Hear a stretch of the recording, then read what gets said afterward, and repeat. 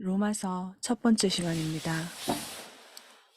이 복음은 곧 우리 주 예수 그리스도시니라. 로마서 1장 2절에서 4절까지 말씀 축약입니다. 우리는 늘 복음을 말해왔으며 복음이 무엇인지 정확하게 알기 위해서는 우리가 성경을 읽을 때 바른 관점을 가지고 읽어야 합니다. 그렇지 않다면 성경은 다르게 해석되고 다르게 이해되어 다른 결과를 가져옵니다. 그래서 우리가 바라보며 쫓아가야 할 대상을 잃어버려 귀한 말씀을 세상의 좌표를 읽어내는 수단이나 미래를 점치는 도표로 전락시켜 갈 수도 있습니다. 어느 순간 많은 사람들이 예수님의 이름을 부르고 살아가지만 예수님이 아닌 미래에 일어날 어떤 재앙, 어떤 표적, 이런 곳으로 마음이 끌려가 두려움으로 산속으로 들어가 버리거나 세상과 단절해 버리거나 세상에 일어나는 여러 가지 현상에 마음에 끌려 가버립니다. 사랑 안에는 두려움이 없고 온전한 사랑이 두려움을 내어 쫓나니 두려움에는 형벌이 있음이라. 두려워하는 자는 사랑 안에서 온전히 이루지 못하였느니라.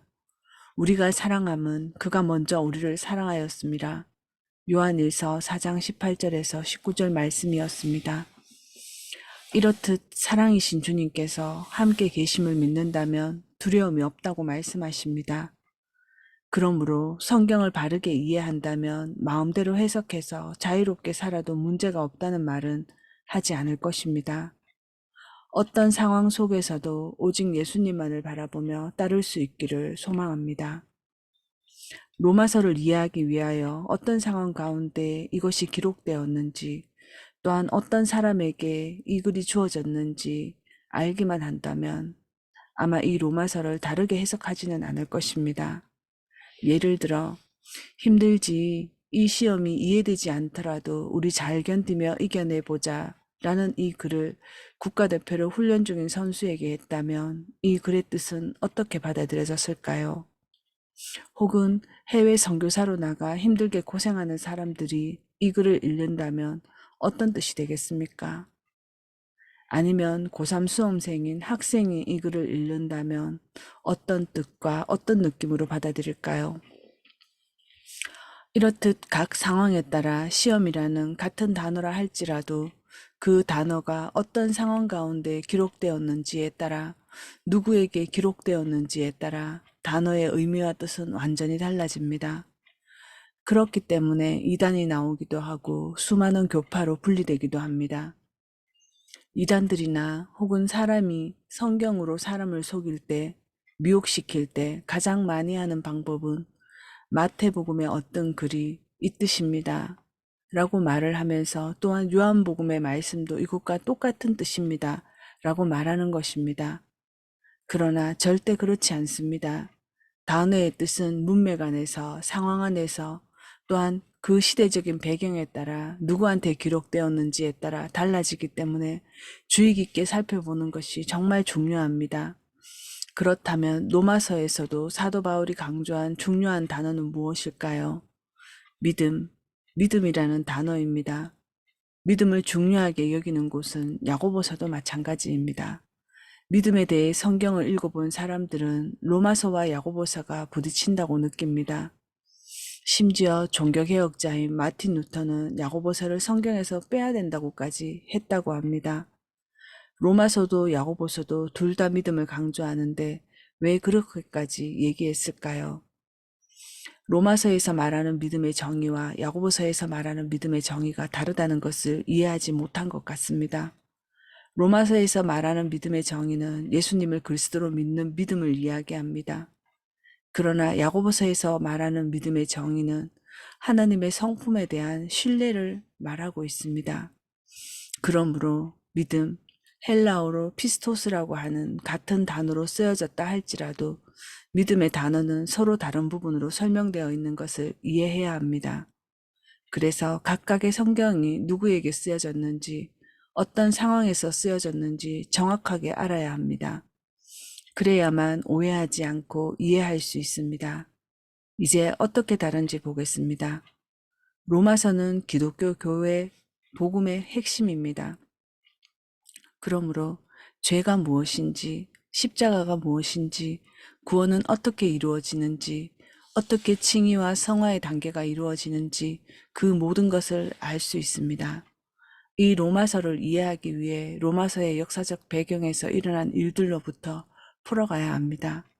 먼저 로마서는 예수님을 모르는 사람에게 준 것인지, 예수님을 알고 믿는 사람들에게 준 것인지 먼저 알아보아야 합니다. 로마서 1장 7절입니다. 로마에 있어 하나님의 사랑하심을 입고 성도로 부르심을 입은 모든 자에게 하나님 우리 아버지와 주 예수 그리스도로 쫓아 은혜와 평강이 있기를 원하노라. 이처럼 사도 바울은 이 로마서를 누구에게 쓴 것인지 정확하게 알게 합니다. 로마에서 하나님의 사랑하심을 입고 성도로 부르심을 이미 받은 모든 자에게라고 쓰여져 있습니다. 그렇다면 예수님을 그리스도로 알고 있는 사람들에게 이 복음을 다시 알려주는 이유가 무엇일까요? 그 당시 로마 교회는 서로 흩어져서 유대인은 유대인끼리, 이방인은 이방인끼리, 자유인은 자유인끼리, 노예는 노예끼리 각각 나뉘어 예배를 드렸다고 합니다. 여러분 이해 가십니까? 생각해보면 예수 그리스도를 믿는 사람들이 이렇게 구별하여 예배드렸다는 것을 이해할 수 없습니다. 이것은 차별이지 않습니까? 그것이 로마 교회의 특징이자 초대교회의 특징이었습니다. 그러한 얘기들을 사도 바울이 듣게 되었고, 그래서 기록한 편지가 바로 로마서입니다. 그렇다면 그 당시 사람들이 왜 그렇게 분리된 채로 예배를 드렸을까요? 그리스도께서 사람들을 구별하여 예배하라고 가르친 것도 아닌데 말이죠.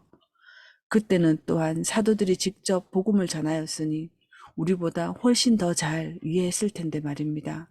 왜 그렇게 했을까요?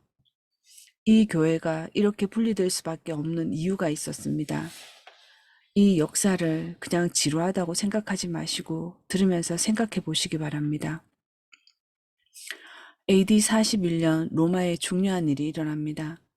그 당시 로마의 황제는 갈리굴라가 통치하는데 일명 미친 황제라고 불려졌으며 그 황제를 경호하던 경호대장인지 실장인지 기록 문헌에 지하 동굴로 유인해서 잔인하게 살해했다고 기록되어 있습니다.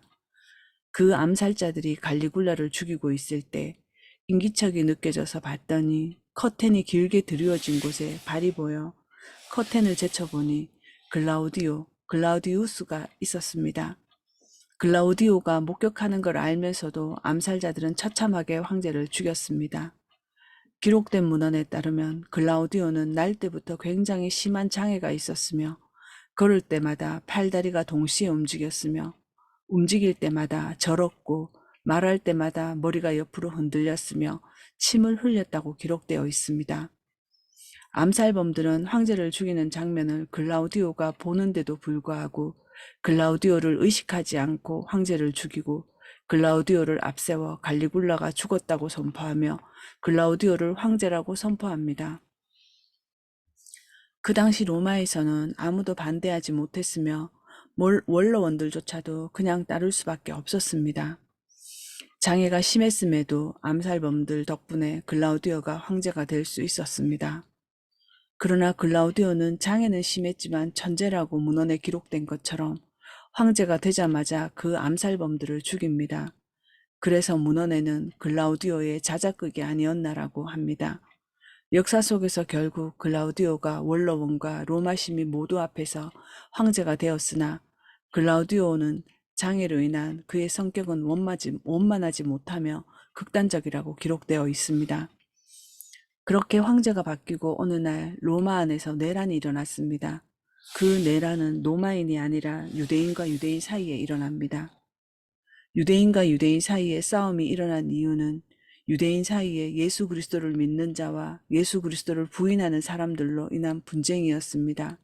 즉, 유대인 사이에서 예수 그리스도를 믿는 그리스도인과 유대인들을 분쟁이었습니다. 이 분쟁으로 로마의 경제가 문제가 심각할 만큼 커졌습니다. 그 로마의 경제의 중심이 바로 유대인들이었기 때문에 로마 경제에 공황이 생겨버렸습니다. 그때 글라우디오에게 이 내란이 보고가 되었고 글라우디오는 싸운 이유를 듣고 조정하거나 하는 것도 없이 그의 극단적인 성격 그대로 로마에 있는 모든 유대인 그리스도인들을 믿거나 믿지 않거나 유대인이라는 이유로 그들을 로마에서 다 추방합니다. 이 내용 역시 사도행전 18장 2절에 나와 있습니다. 사도행전 18장 2절을 보시면 아굴라라 하는 본도에서 난 유대인 한 사람을 만나니 글라우디오가 모든 유대인을 명하여 로마에서 떠나라 한 고로 라고 기록되어 있습니다. 지금까지의 설명이 이 사도행전 18장 2절에 대한 설명이었으며 이것이 역사적인 사실이라는 것입니다. 이 내용 역시 시에토니우스와 12명의 가이사라, 요세푸스의 책에 이 정확한 내용이 나옵니다. 49년의 모든 유대인을 로마에서 추방하므로 어떤 유대인도 로마에 있을 수 없었습니다. 이때 로마에서 추방당한 사도행전에 나오는 유명한 부부가 있습니다. 브리스길라와 아불라, 로마에서 나와서 그때 바울을 만납니다. 그 내용 역시 사도행전 18장 2절에 나옵니다. 그가 그 아내 브리스길라와 함께 이딜리아로부터 새로 온지라 바울이 그들에게 가매 이렇듯 역사적인 사실로도 성경에 기록되어 있습니다.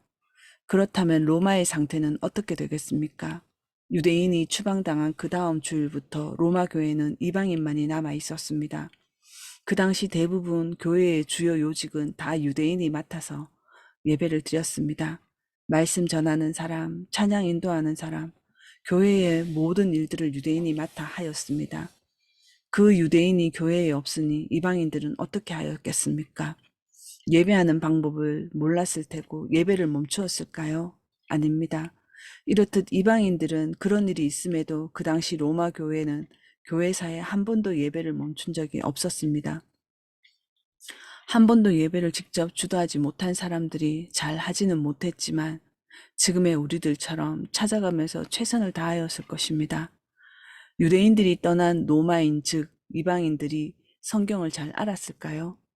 지금처럼 각 사람이 성경을 몇 권씩 가지며 공부할 수도 없었을 것이며 말씀도 잘 몰랐지만 틀린 부분도 있었겠습니다. 이방인들끼리 서로 도와가며 예배를 드렸을 것입니다. 그렇게 거칠 것 없이 잘 되어 나갔습니다. 부흥도 잘 되었을 것입니다. 힘들고 어려웠겠지만 한 번, 두 번 해 나가면서 유대인들을 기다렸을 테고 또 물어보면서 예배를 드렸을 것입니다. 그렇게 한 달, 1년 이렇게 익숙해져 가다 보니 이방인들 역시 익숙해져 갔습니다. 유대인들이 몇 달이 지나면 다시 돌아올 것이라고 생각했던 1년이, 2년이, 3년이 지나도 돌아오지 않았으며 그 사이에 이방인들은 익숙해지고 그들이 그 이방인들 사이에 그리스도인들도 늘었고 너무나 잘 부흥되어 가고 있었습니다. 우리도 처음 코로나 터질 때 몇 달이면 다 정리될 줄 알았지만 이렇게 계속 더 번져나가고 변이가 생기리라고 생각도 못했던 것처럼 로마의 그들도 마찬가지였습니다. 그러다 보니 5년이 지나 54년에 글라우디오가 죽습니다. 로마법에는 그 법을 만든 사람이 살아있는 동안에만 그 법을 주관하게 되어 있습니다. 그 법을 세운 자가 죽으면 그 법도 함께 죽습니다. 혹시 로마서에 있는 그 말씀 기억나십니까? 그 법이 그 사람이 살아있는 동안에만 주관함을 알지 못하느냐라는 말이 기억나십니까?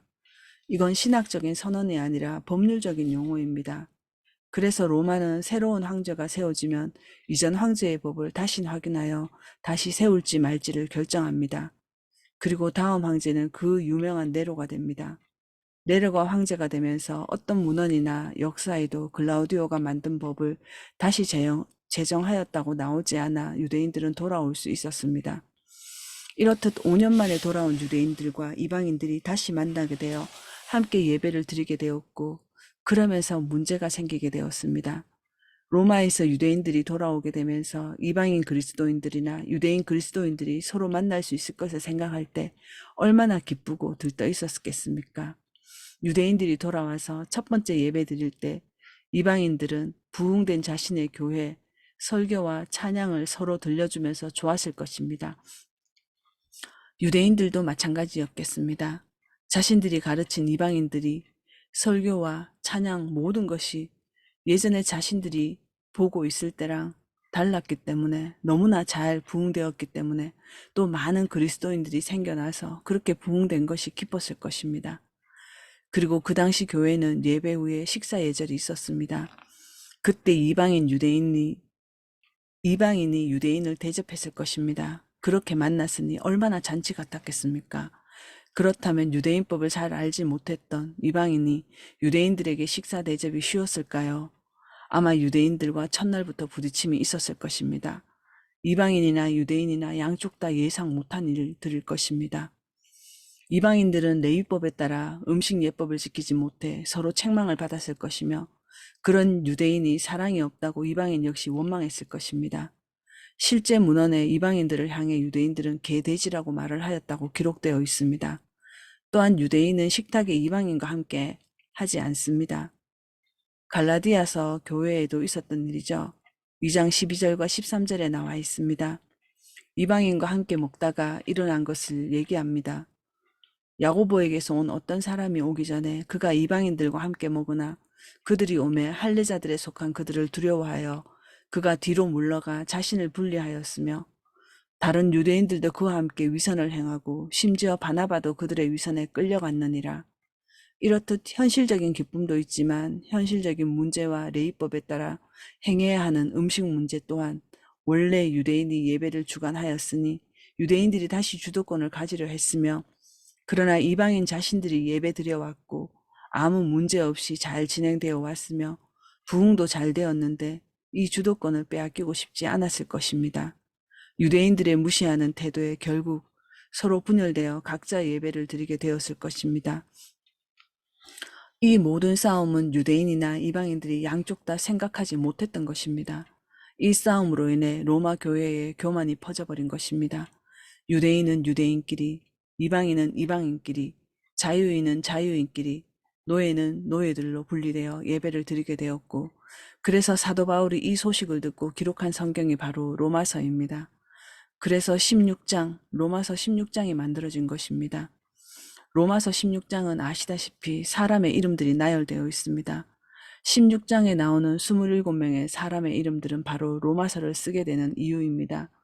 우리는 이름들이 나오면 대충 건너뛰고 읽고 넘어갑니다. 그러나 로마서만큼은 참으로 중요합니다. 16장의 27명의 이름을 성경학자들은 이들을 5그룹 내지 7그룹으로 나누었다고 합니다. 그것으로 보면 로마 교회가 지금 이 시대처럼 건물 교회 하나에 모두가 집합된 모임은 아니었다고 봅니다. 로마시아 내 최소 5개 내지 7개에 흩어져서 예배드렸던 가정교회 전체를 로마 교회라고 불렀다고 알 수 있습니다. 갈라디아 교회 역시 마찬가지로 하나의 교회가 아니라 갈라디아에 있는 여러 교회입니다. 그러나 갈라디아 교회는 로마 교회처럼 신분으로나 인종으로 나누어진 교회는 아니었습니다. 16장의 이름을 보면 흩어져서 7개의 그룹이나 나누어져 있을 때 이름을 통해 알 수 있는 것들이 있습니다. 이름을 들어보면 유대인인지 이방인인지 알 수 있습니다. 우리도 이름을 들어보면 어느 사람인지 알 수 있지 않습니까? 만약 아끼꼬 어느 나라 사람일까요? 양양, 철수, 이처럼 이름으로 전형적인 어느 나라 사람인지 알 수 있습니다. 이렇듯 이 그룹으로 나눈 한 두 그룹 정도가 첫 번째 그룹과 두 번째 그룹, 세 번째, 네 번째, 다섯 번째, 여섯 번째 그룹으로 나누었을 때 두 번째 그룹과 여섯 번째 그룹은 100% 이방인이라고 되어 있었습니다. 첫 번째는 99% 유대인이며 딱 한 명만이 이방인이었습니다. 거의 16장의 70%는 다 이방인이며 유대인 비율보다 이방인 비율이 훨씬 많이 넘어섰다는 것을 알 수 있었습니다. 물론 이 명단은 각 교회의 대표들의 이름입니다. 그러므로 사도 바울이 이 모든 이야기를 듣고 말하고 싶은 핵심은 무엇이었을까요? 이 모든 이야기를 통해 죄, 십자가, 징의, 성화, 이것을 다 알고 있는 그들에게 다시 한번 복음을 일깨워주며 사도 바울이 말하고자 하는 그것은 바로 하나됨을 이야기합니다. 또한 사도 바울은 로마 교회에 한 번도 가본 적이 없었지만 이 모든 소식을 듣고 사도 바울은 편지를 씁니다. 로마 교회 신자들에게 바울의 서신을 같이 모여 읽게 합니다. 유대인과 이방인 모두에게 그 서신을 그들은 기대하며 듣게 됩니다. 유대인은 바울과 같은 유대인이기 때문에 분명 이방인을 책망할 것이라고 생각하며 들었을 것이며, 이방인 역시 사도 바울이 늘 이방인을 위한 사도라는 말에 서로 기대하며 들었을 것입니다. 양쪽 모두가 우월감과 교만함을 가지고 기대했습니다. 지금의 우리도 그때와 다르지 않을 것입니다. 로마서 1장 29절 곧 모든 불의, 추악, 탐욕, 악의가 가득한 자요, 시기, 살인, 분쟁, 사기, 악독이 가득한 자요, 수군수군하는 자요, 비방하는 자요, 하나님의 미워하는 자요, 능욕하는 자요, 교만한 자요, 자랑하는 자요, 악을 도모하는 자요, 부모를 거역하는 자요, 우매한 자요, 배악하는 자요, 무정한 자요, 무자비한 자라. 저희가 이 같은 일을 행하는 자는 사형에 행한다고 하나님의 정하심을 알고도 자기들만 행할 뿐 아니라 또한 그 일을 행하는 자를 옳다 하느니라. 이방인들에게 이 21가지의 죄를 언급하자 이방인들은 아마도 기가 죽거나 죄 찔림으로 반성하며 부끄럽고 사도 바울에 대한 배신감도 들었을 것입니다. 또한 유대인들은 우월감이 들었을 것입니다. 그러면 그렇지, 사도 바울도 유대인인데 라고 생각했을 것입니다. 그리고 2장 1절로 들어갑니다. 그러므로 남을 판단하는 사람아, 무릇 누구든지 내가 핑계치 못할 것은 남을 판단하는 것으로 내가 너를 정죄함이니 판단하는 내가 같은 일을 행함이니라. 이런 일을 행하는 자에게 하나님의 판단이 진리대로 되는 줄 우리가 아노라. 1장은 이방인의 죄를 말하며 2장은 유대인의 죄를 말합니다. 그리고 3장 1절에서 20절까지는 모든 사람의 죄를 말하고 있습니다. 유대인이 무엇이며 이방인이 무엇이냐, 남자나 여자나 자유자나 종이나 모두가 다 죄인임을 말하며 그러므로 모두가 하나님의 영광에 이르지 못해라고 하는 것입니다. 자신의 의를 다른 사람을 비판함으로 증명하는 것이 아니라고 말합니다. 자신의 행함으로 증명되는 것이니 모든 사람을 다 죄 아래로, 허무 아래로, 상실 가운데로 묶어서 죄 아래로 끌어다 내립니다. 또한 로마서는 복음에 대해 확실하게 얘기합니다. 복음을 가진 사람은 우리의 호흡이 어디서 왔는지, 어디로 가는지 아는 사람이다. 복음은 유앙겔리온, 로마서는 복음이 무엇인지 정확히 설명하는 동시에 종이 무엇인지도 설명합니다. 종이란 단어는 둘로스인데 벨로라는 단어에서 벨로는 올가미에 묶여있는 사람을 말하며 사도라는 뜻 역시 우리는 직분처럼 알아듣지만 사도란 아포스톨로스의 뜻은 보냄받은 자라는 뜻입니다. 보냄받은 자가 언제 갈지 언제 올지 결정하는 것은 보내신 자의 뜻대로 하는 것이며 보내신 이가 시키는 대로 하는 사람이다라고 말하고 있습니다. 사역자는 자기가 하고 싶은 대로 하는 것이 아니라 즉 주관자의 뜻대로 하는 것을 말해주고 있습니다. 이렇듯 로마서는 복음이 무엇인지 유앙겔리온을 정확하게 설명합니다. 이 복음은 모든 믿는 사람에게 구원을 주십니다. 사람을 차별하지 않습니다. 복음은 수치와 조롱과 모욕을 주지 않습니다. 성경은 우리 모두 보냄받은 사람들이라고 말하고 있습니다. 진짜 복음을 가진 사람은 자신의 호흡이 어디에서 왔는지 어디로 가는지 아는 사람이며 사도 바울은 이 땅에 왜 왔는지를 알고 있습니다. 또한 복음을 아는 사람은 3가지를 반드시 알아야 한다고 합니다. 첫째, 누가 보냈는지, 둘째, 누구에게 보냈는지, 셋째, 왜 보냈는지를 사도 바울은 1장 16절에 복음을 부끄러워하지 않는다고 했습니다. 왜 부끄럽지 않은가요? 믿는 모든 사람에게 주시는 구원이라는 하나님의 능력을 주시기 때문입니다. 구원의 속성과 핵심은 모든 믿는 사람에게 구원을 주시는 것이며 복음 위에 세워진 교회는 사람을 차별하지 않는다고 말하는 것입니다. 차별이 없기 때문에 우리가 여기에 있습니다. 예수 그리스도가 빠진 설교, 예수 그리스도가 빠진 찬양들, 얘기들, 노래들 그런 곳에 열광하지 마십시오. 또한 감동적인 것과 예화로 가득 찬 설교들, 논리로 가득 찬 설교들, 유물론이 이 교회에 들어와 있습니다. 하나님은 지식으로만 아는 것이 아니다. 인격으로 만나는 것이다. 즉 성령의 역사를 하나님의 임재를 맛보아야만 합니다. 어린아이라 할지라도 성령이 임하는 순간 놀라운 역사가 일어납니다. 우리는 복음 위에 서야 합니다. 복음이 예수 그리스도이기에 우리는 예수가 하신 일이 무엇인지 아는 것, 이것을 잘 알고 있지 말아야 합니다. 1장 2절, 복음은 오직 예수라고 말합니다. 이 복음은 하나님이 선지자들로 말미암아 그의 아들에 관하여 성경에 미리 약속하신 것이라. 이 아들로 말하면 육신으로는 다윗의 혈통에서 나셨고 성결의 영으로는 죽은 자들 가운데서 부활하여 능력으로 하나님의 아들로 인정되셨으니 곧 우리 주 예수 그리스도시니라. 성경 말씀을 나눈다는 것은 하나님의 말씀과 계시를 나누는 것입니다. 말씀을 나눈다는 것은 대학 강의가 아닌 것입니다. 지식이 많은 사람이 나누는 것도 아닙니다. 하나님의 말씀을 정말 사랑하는 사람, 그런 사람들이 말씀을 나누는 것이라고 생각합니다. 여러분, 설교를 듣는 것이 중요한 것이 아닙니다. 설교를 듣고 난 다음 어떤 설교자가 아무리 훌륭한 설교자가 말한다 하더라도 내가 직접 하나님의 성경 말씀을 펼쳐놓고 하나님께 기도드리며 읽으면서 주님, 오늘 이런 설교를 들었습니다.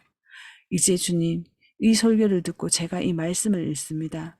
성령 하나님께서 제게 역사하시어 이 말씀과 이 뜻이 깨달아지게 하여 주소서 라고 말하며 읽으셔야 되는 것입니다. 예, 말씀 마치겠습니다.